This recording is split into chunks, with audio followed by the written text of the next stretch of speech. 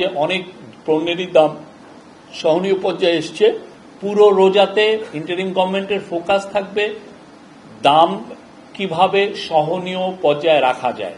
রোজার উপলক্ষে আমাদের যে জীবনযাত্রা সহনীয় করার জন্য আমাদের যে পদক্ষেপগুলো নেওয়া হয়েছিল সেগুলোর উপরে একটু বলা।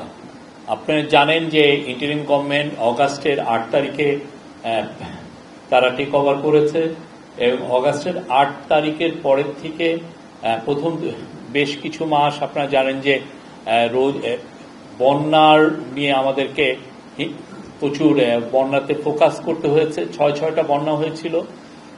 আর ঠিক অক্টোবর মাস থেকে চিফ অ্যাডভাইজার মহোদয় ইন্টারিম গভর্নমেন্টের সমস্ত উইংকেই এটা অ্যাডভাইজার মহোদয়দেরকে এবং এছাড়া যারা জীবনযাত্রার নিয়ে এই কস্ট অফ লিভিং নিয়ে যারা কাজ করেন, ফুড নিয়ে যারা কাজ করেন, অন্যান্য নিত্য প্রয়োজনীয় দ্রব্য নিয়ে যাদের কাজ করেন, সবাইকে নির্দেশ দিয়েছিলেন যে যাতে রোজাকে ফোকাস করে যে কিভাবে জীবনযাত্রার মান কিভাবে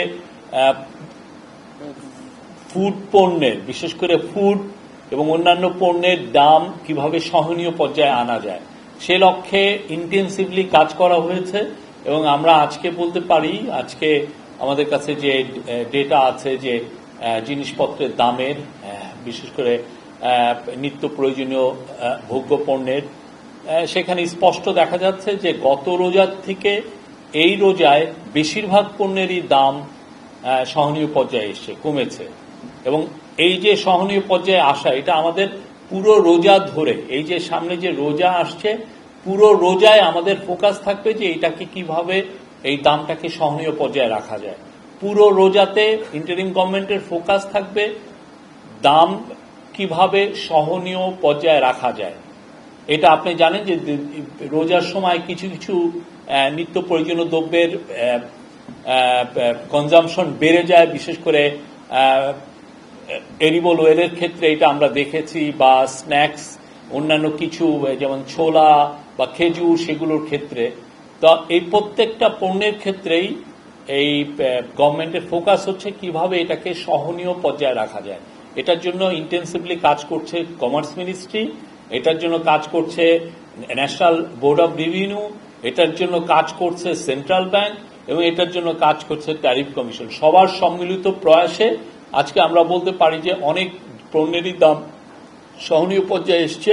এবং আমাদের পুরো রোজা জুড়েই ফোকাসটা থাকবে কিভাবে এই দামটাকে আরো সহনীয় পর্যায়ে আনা যায়, এবং সে লক্ষ্যে কিছু কিছু পণ্যের আরো যাতে সরবরাহ বাড়ানো যায়। বিশেষ করে এডিবল অয়েলের ক্ষেত্রে আমরা প্রতিদিন মনিটর করছি কত টন এডিবল অয়েল বিদেশের থেকে আসছে রিফাইনিং এর জন্য, এবং সেটা আমরা দেখছি যে আমরা আশা করছি যে সাপ্লাই পরিস্থিতি সামনে আরো ভালো হবে, এটুকু আমরা বলতে পারি। এবং সেক্ষেত্রে আশা করা যায় যে দাম সহনীয় পর্যায়ে থাকবে। আমরা আপনাদেরকেও খুব শীঘ্রই এই যে দামের যে লিস্ট এবং গত বছর কি ছিল, গত রমজানে কি ছিল, সেটার একটা আপনার কম্পারেটিভ পিকচার আপনাদেরকে দিব, আপনারা দেখবেন। সয়াবিন তেলের সরবরাহ পরিস্থিতি প্রতিনিয়ত মনিটর করছি, বোথ লুজ এবং বোটল সয়াবিন তেল।